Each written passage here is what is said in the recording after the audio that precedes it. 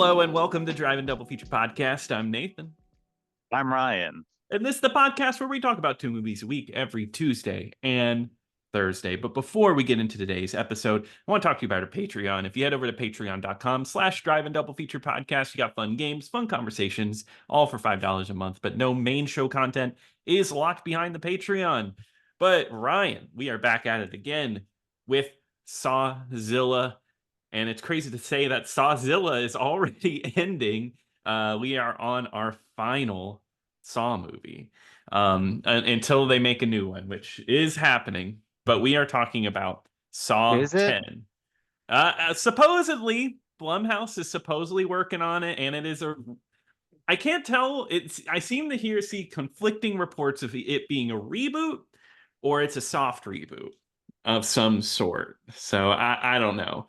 But I've read that they plan on just like redoing it all, just taking a step back, which is a little sad because I don't see the point of Saw if it doesn't have this weird convoluted story. Well, I mean, it's just they're going to have to do something because Tobin Bell can't keep doing this forever. No, and I'm sure you could tell in this movie he is extremely old, like Mhm. very feeble. And I imagine he's just going to get older and older. But if anything, I do hope, and I will say this is his last one because I do feel like he gets a chance to fully act in one of these movies. The movie is focused on Jigsaw as if he is the main character of the series, and you get to learn a lot more about him from his point of view, which is probably one of Mhm. the smartest choices you could have done this far. Because things haven't been really working out for the franchise. Jigsaw, we both didn't love that one. Had very little amount of Tobin Bell.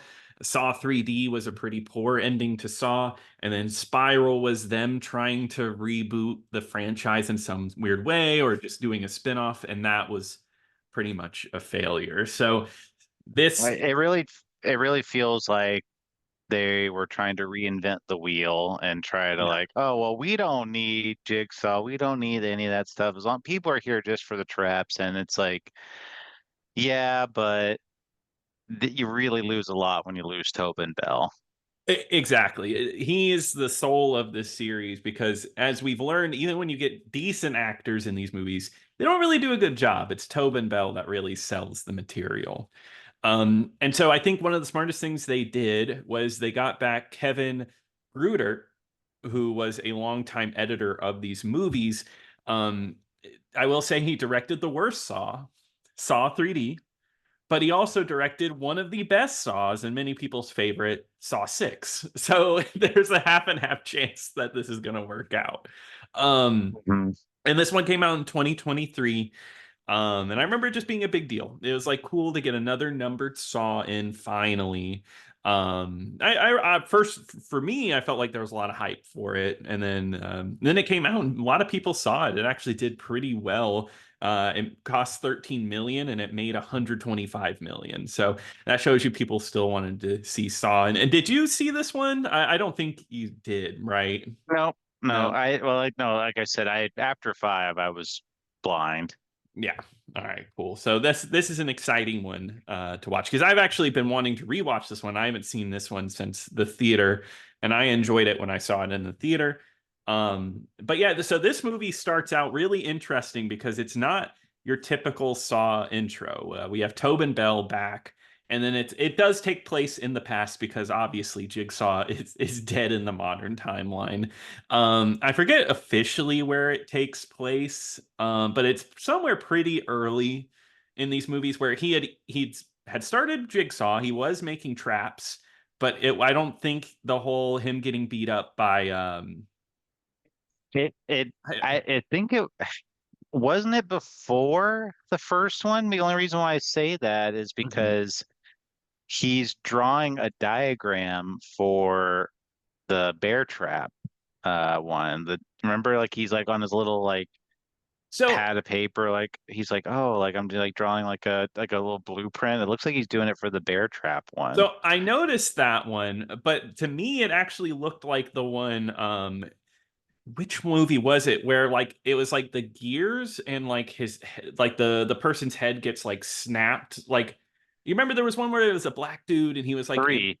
that was three. Okay, it looked kind of Yeah, like that one. where the guy was like, they just slowly turned his head That's because it was that's right. because he was that guy was the driver that killed that guy's little girl and like the sad dad. Yes, yeah, that's exactly it. That was like the final boss of the that movie. Um, so yeah, that makes me think that it may be between two and three because I'm pretty sure the sketch was of that, and that would make sense. Oh, but then again, does it make sense? Because he only gets I, told he has months to live at the beginning of the movie.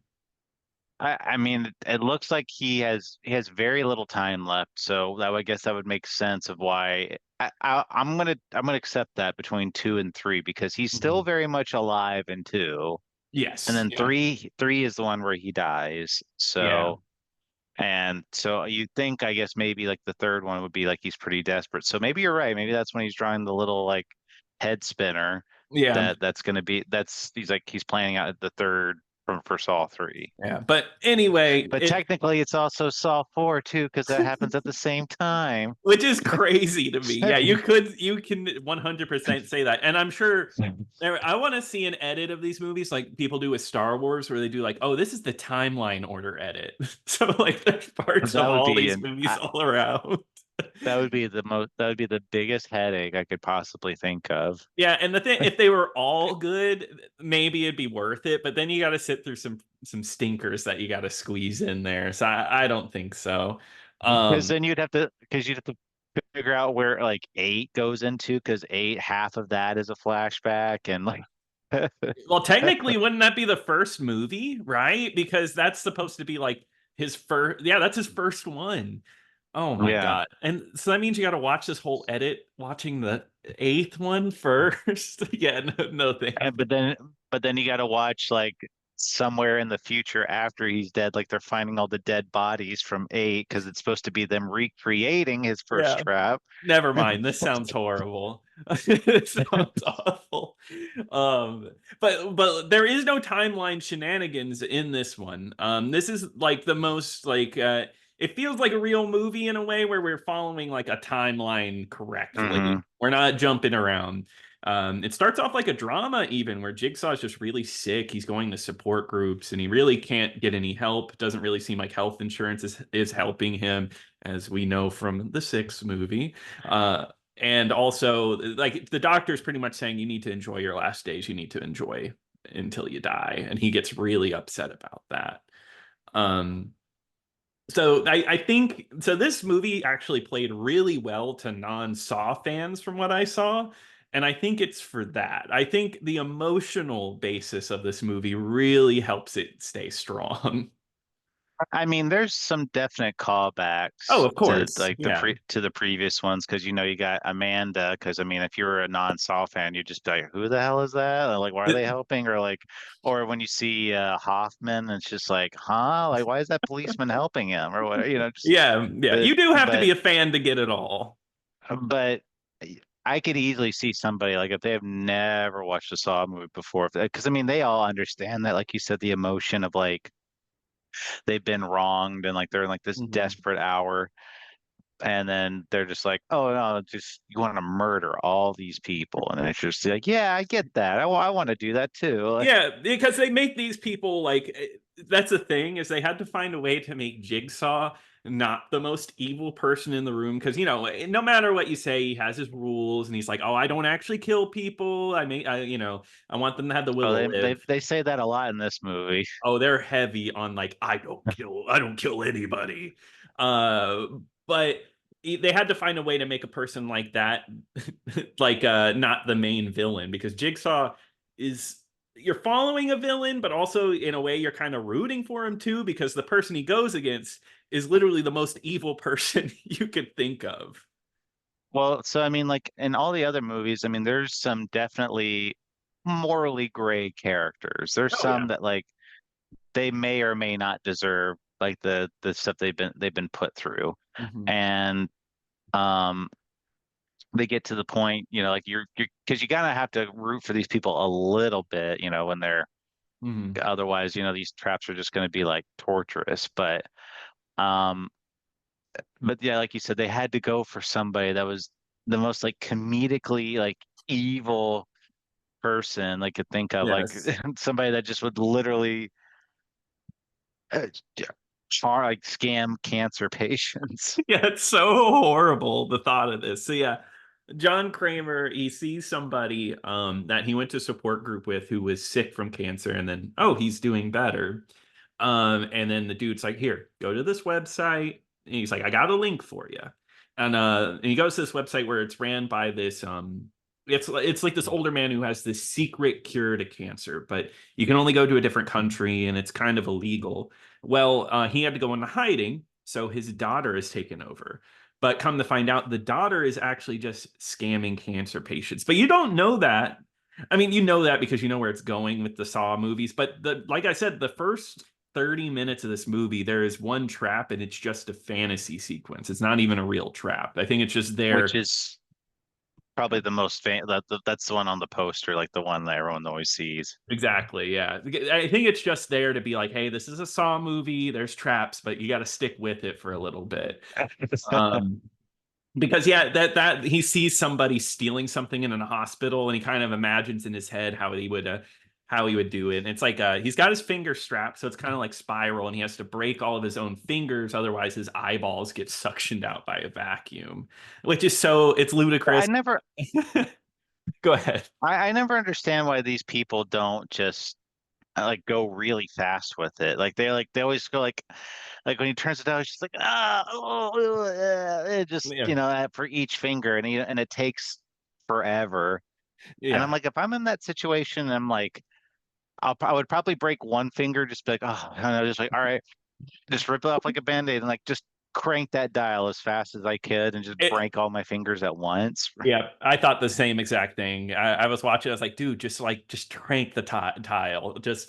Just move it to five. Just break them all at once. It's going to be much better than doing it one at a time. But obviously, for whatever reason, he takes as much time as he needs, and it and it doesn't work out. But wait, hold on. This is a fantasy sequence. It is a fantasy, right? So I guess Jigsaw on his head's like, He hadn't worked. I He know hadn't he's worked out gonna. he hadn't worked out all the kink shit. Yeah, because this is just a Oh, vision. no, that was Jigsaw's like clairvoyancy. He knew what was going to happen in that trap before it even happened. Like Yeah, he knows. I'm happy clairvoyant Jigsaw is here, but it actually doesn't work perfectly for him, which is what is fun about this one. At one point, it doesn't work out perfectly. And I mean, honestly, he's not clairvoyant enough to see that this surgery isn't going to work. So he goes to Mexico, and pretty much it's a scam. They take him for all of his money. They did fake brain surgery, and they left him behind. And of course, he's the last person in the world you ever want to wrong. So Mhm. yeah, and that's how you set up Jigsaw as being a sort of like hero, and I'll put that in quotations because the main lady who runs it, she is the main person in the trap, but she also traps everybody that worked at this. So like all of the employees, all these Mexican people are just they're in this giant room in a trap together. So that makes this one very basic, right? It's like one room, bunch of traps, easy. So it's kind of like there's not a bunch of movement, all of that. But I love the sequence where he meets the little boy in town that doesn't speak English, and helps Oh, fix his Carlos. bike. Yeah, Carlos. And then there's like, oh, how do you say pool? And he's like, holla. Lavad. Yeah, and then oh, can you believe that comes up later in the movie? The one Spanish word that he needed to know was Thank that God he one. learned that one Spanish word. What if it was push? What if he thought he meant push? And you're like, push. You put no push. Okay, I'll No pull it. push. Oh no. um, but yeah, so that's all set up, and also he hunts them down. I don't know, the little nerd in me, he calls up Hoffman. You don't even see him. He's like, detective, can you help me? And I heard Hoffman's voice, and I was just like, there. I remember being in the theater, be like, oh, that's him. I hear him. They brought him back, and he actually does make He a brought back his cameo at the voice. end. He made it's after I turned off the movie. Did you stay for the after credits? I Yeah. did. So Hoffman does show up at the very end of the movie to kind of, say we're going to make another one, but unfortunately that's not going to happen anymore. Because I guess just again, Twisted Pictures actually got sold off. Twisted Pictures does not exist anymore. So that's why Blumhouse owns the rights to this. Yeah. Yeah, well, I mean, considering how this one leaves off, you'd almost think there was going to be a sequel to this. Yeah, and it Saw. I mean, there's always a sequel. But anyway, so they get into here and there's a bunch of people in there. The first lady, she has to cut her leg and suction Well, out. Okay. there was Diego, the cab driver. Completely forgot about Diego, who has pipe bombs strapped to his arms and nails taped to his hands, and he has to slice off his arms or slice into his arms to get these pipe bombs off. Um, which actually that works out. One of the few He times, survives. yeah, one of the few times we actually see someone survive, and it's the first trap of the movie. He works hard to get out of it, and he actually gets the answers that he needs. He actually learns a lot of information from Diego about all the people that are connected in this scheme and everything. So yeah, that was pretty cool. Nice to see someone survive. Yeah, I mean there's some there's some moments in here where I'm like, because that's always Jigsaw's biggest thing is you're like, oh, I don't kill people. They just didn't want to live bad enough. Mhm. And it's like they go through like they do like all these stuffs, but just because he set up this arbitrary time limit, it's like, oh, you lose type of thing. Yeah, Because exactly. Yeah, and because that's how like the trap I was just talking about. She loses just because she misses it by a second. And I always think that's like painful because she works hard because she has to saw off her own leg, then she has to suction fat out of it, or suction, I think bone marrow actually, blood. yeah, out of it to fill a jar. And it's the bar is moving so slowly to fill it up that she just does not make it right in time, and she just gets killed in front of everybody. Um, Mhm. and Jigsaw, he must have predicted this, just like he predicted how the main lady was going to get the idea to cut open the dead body of that girl, rip out the intestines so she could grab the cell phone and make the call to set everything Use up it. for that guy to come in. Use that girl's intestines like a lasso. Yeah, he knew. He just knew that was going to happen. I don't. She's gonna fail, and then she's gonna put out her intestines and Yeah, use it like it a just rope. it's just one of those situations where you think about it and it's like, okay, how would we have gotten here if like all this convoluted stuff didn't happen? Um, but yeah, so and then in the middle of all this, there's this drama because Amanda's there, and this is kind of where like prequels are weird. So Tobin Bell definitely looks older, but he's always looked old in these movies, so it's not that far of a It, leap. and he's a cancer patient too that's been through Yeah. years of chemo and cancer treatment. So, obviously he's gonna look frail. Yeah, So but Amanda is looking really old in comparison to her, where she's at, where she's supposed to be at in these movies. I almost feel like the inclusion of Amanda was kind of unnecessary. I mean, I know Mhm. she does play like a plot to the movie, but I'm going to be a little. I mean, like I don't think Shawnee's is still very good in this one either. No, no, she's And not. She's worse in this movie. and obviously this is like he's already taken her on as an apprentice, and Mhm. he's just like, no, you're ready. Like this is like this is all you. And I'm like, building her up, and I'm like, you are fully aware that she's like a huge wild card because that's what happens in 3. Like, you realize that Amanda's like Mhm. way too erratic and putting like these like unwinnable games. Mhm. So I I don't know. It just felt like a really cheap callback sometimes. It's fan service. That's what it is. Amanda being it is fan service because she's one of the few characters I feel like people can cling to. I mean, she's in Dead by Daylight, and people are Amanda fans. So I think clearly that's why she's here instead of someone like Hoffman who makes a brief cameo, even though I think it would make more sense if Hoffman was here. Because you're Well, right. he should. He should have had Carrie Elvis in here because apparently, like, he took him on as an You apprentice. are absolutely right, and that would have been actually pretty cool. But no, people like Amanda, so that's why Amanda's here. Yeah. And like I said, I don't mind it, but I do think it's a bit fan servicey and kind of doesn't make sense because technically in Saw 3 he has been testing her for years and years, but the way the plots go in these movies, I imagine they weren't thinking about that. Like you have little room to wiggle with some things, I feel like. Well, they just had to. The only reason why she's here is just because, they had to make it look believable that somebody could actually take out Yeah. these people and not a 80-year-old man. Yeah, yeah, exactly. So it makes more sense there.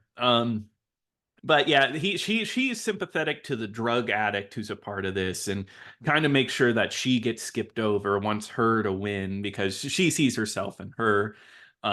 Pushes for this other guy who does brain surgery on himself, which might be the most insane trap. Like just like in terms of like, yeah, this guy who's supposed to he's a fake brain surgeon. You need to actually do real brain surgery on yourself, which is just insane. Like give a man a Oh, chance. oh yeah, they want him to cut out his, and the guy does go through. Yeah. He cuts off a piece of his skull, drops on the floor, cuts out a piece of his gray matter, Yep. and but again, it's like, no, you didn't do it in the time that we told you to do it, so you're dead. Yeah. So, and that's the thing is it's like it feels like that's two in a row that kind of end in the same way. And the girl who's a drug addict, she has to use a hammer to break her chains, and she's like chained up by one arm and one foot, and she breaks her foot and she breaks her own arm, which seems like she got the easiest one out of them all. She just got to break her own foot and arm. Um, Not only that, but did you notice though, like,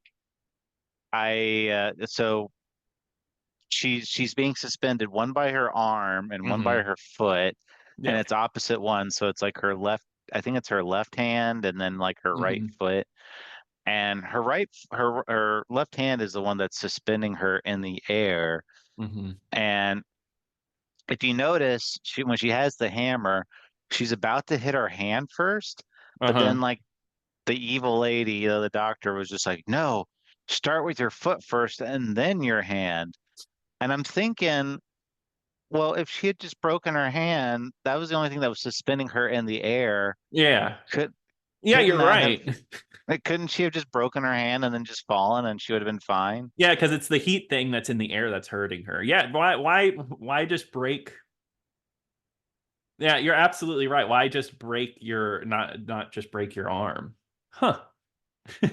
But it was just one of those where I was like, I'm pretty sure this trap would have been avoidable if she would only had to break her hand. Yeah, no, I totally agree. That seems a little well, whatever it is, it doesn't matter because she actually survives her trap once again. But her problem is that she's hurt so bad that they need to get her to a doctor. Um, but there's this whole behind the scenes thing that happens. We'll get into it. But anyway, the evil lady ends up killing her. So once again, that one's a little sad because she actually survives and she gets killed. And Jigsaw's like, "No, how could you do that? How could you kill her? I would She, never do anything like that." I still roll my eyes anytime you'd be like, oh, I don't kill people. I'm like, you put these people in these situations in these predetermined times that you set. You strap them to these chairs or you strap them to these traps. Don't give me that. Do you think he's ever like completely underestimated or overestimated the time limits? It's like, oh, I should have given him an extra 30 seconds. Whoopsie. I didn't get to test this out myself. Probably. Yeah, you gotta trial and error it. Or is that he's just that clairvoyant? He's like, oh, it wouldn't have mattered if they had an extra 10 seconds. They still would Had have to been be dead. had to be done right then. But yeah, so the evil lady gets out of her trap because her boyfriend shows up who is also faking being a cancer patient. But don't worry, Jigsaw knew about this the whole time. And so the big twist at the end of the movie is the final trap that she's in is a two-person trap. And then whenever they go away towards the end of the movie, they go, wait, if that trap was meant for two people, who was meant to be in it?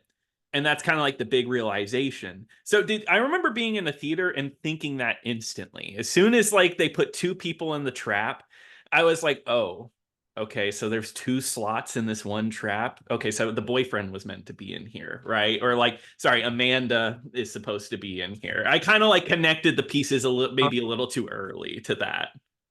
Yeah, that's exactly what I figured out too. Because I was like, oh, that's supposed to be Amanda. That's supposed to be in this trap. Yes, yeah, because that's the idea is it basically, I mean, I think it's actually a pretty cool part of the movie is Tobin Bell actually, or I should say John Kramer actually gets a wrench thrown in because there's actually a child outside, little Carlos, Carlos. and the evil lady forces the child into the jigsaw trap with him, which is I think that's cool because Jigsaw kind of like he made this trap and he now realizes like, oh, let's say an innocent person gets in here, like that's just a horrible, horrible thought. That's like the one time we've ever seen Jigsaw like alarmed at something. Yes, yeah. And you could tell like cuz like what it is it's a seesaw and it seems like it's blood and it's like waterboarding them. And he's forcing himself to get the blood boarded. And the child has to stay up in the air, but the child is so good. He said, or as John Kramer Oh, says it, John Kramer goes, you're a warrior. you're a warrior, which is so funny. Yeah, the kid bloodboards himself at some points in the movie. But I do think this is cool because it's kind of like I guess it's insane to me the thought that they were willing to put a child in a jigsaw trap for a movie. I feel like most people that would rate a movie would just hear that and be like, NC-17. No, there's no way that something like that could be released. A child getting waterboarded, pretty terrible. Um, but It's anyway, fine. you're fine with yeah, you look unfazed. You're like, whatever. But anyway, the big thing, the big reveal is that yeah, they knew the whole time that the boyfriend and her were gonna go up and try to take the money because and once the money was pulled, the room starts to fill with poisonous gas. And which is like has like the funniest moment of like earlier in the movie, I think Amanda says, oh, you know she's gonna kill you, right? And you know what Mhm. she does? She kills her. And that's this movie's twist doesn't really feel like the twist that we've been seeing, where it's like, oh, check out the timeline. The timeline in your head is completely wrong. It feels more like a heist movie, where it's like this is how Jigsaw got away with the crime, kind of deal.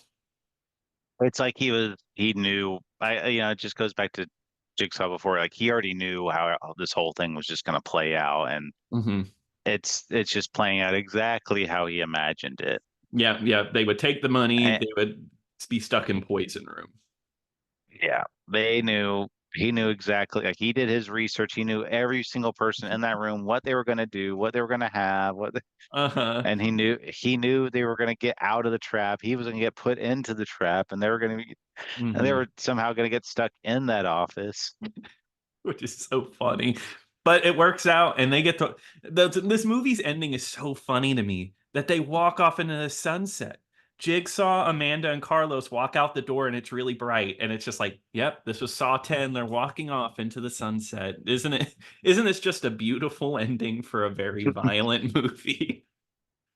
Well, not only that, but they did it that way, and the evil doctor lady, she survives, and Yeah, she's totally fine. yeah, that's what's interesting is that she wins her trap, right? She does kill her boyfriend and her head's stuck through the one hole so she can breathe. So she's fully alive and she's kind of like, Kramer, I will get you. And that makes me wonder if the sequel, they planned on like almost like a battling it out between these two.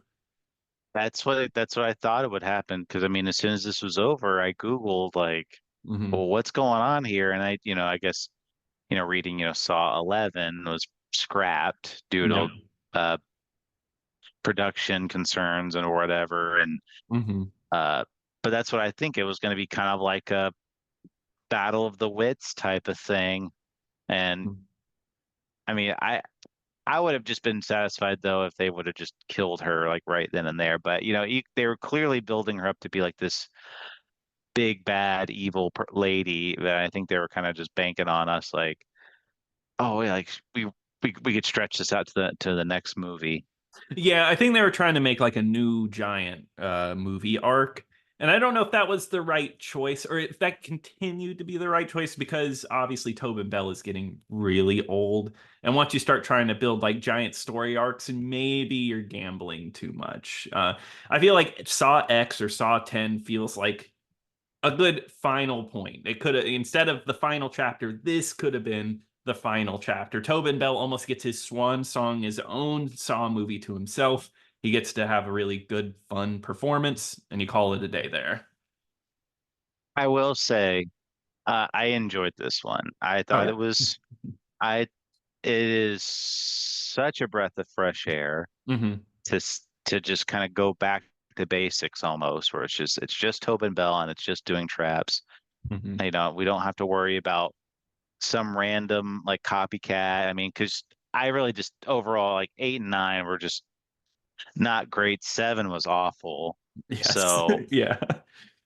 it was really good to just to have him back and see all this stuff. And I'm really appreciative that there was no time skip arcs and or Yes. twists or whatever, which I feel like we have just been dealing with this whole franchise almost. That became like the go-to twist that it was a timeline set in the time you didn't think of, or this was actually taking place after something.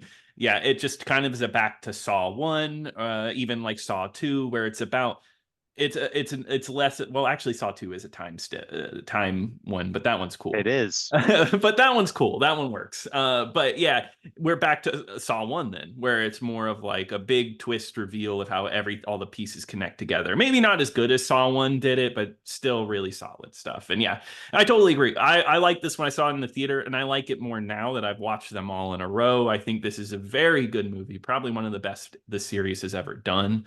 Um, and I think that's just because against them all, it still feels like a Saw movie with traps and Jigsaw doing his thing.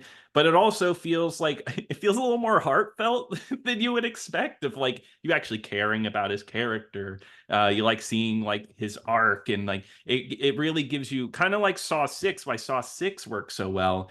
It really gives you a Mhm. reason to care about these people that are in these traps or gives you a reason to care about this whole situation. So I think that's why this one comes off so strong.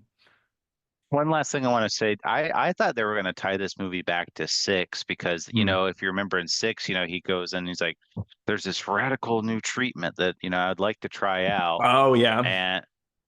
And but they're basically just like, no, you're not going to be covered for that. But then they're also like, in fact, if you get that done, we're going to take your coverage away entirely. Yes. And actually I wonder if without really connecting it, that is actually what it was supposed to be. It could have been, but I don't think it was just because, uh, like I said, they pretty much told him like, oh, if you get this done, you're going to lose your entire coverage, and obviously he does, goes and gets it done. Yeah, that's true. So yeah, I guess that would make sense since that one feels so close to the ideas of this one. Yeah, Um, I just thought that I thought at first that's what they were going to do and just tie it all back together, but they just kind of left it on its own. And I think overall though that was the right choice. This movie you could easily watch this movie if you've never watched a Saw movie and still get enjoyment out of it, like we've said before. yeah, that's why I recommend this one. This one is a recommend. I think you should definitely check it out over some of the other entries in this franchise. Definitely is one of the uh upper tier Saw movies. You should check that Mhm. one out. Yeah, but I do think that wraps it up for Sawzilla. I don't know what I'm doing next, guys. We'll figure that one out when we get there. But I know what we're covering on Thursday, I think. Ryan, can you remind us? Nathan, we're going to be doing Godzilla 2000, and you got to pay for that one too. Sorry. Yikes. Okay, that's fine. Well, I'm excited to watch that one. But if you want to send us an email, you can email us at drivingdoublefeaturepodcast@gmail.com. Also, be sure to check us out over on YouTube if you haven't. Check us out on Patreon. But until next time. Until next time.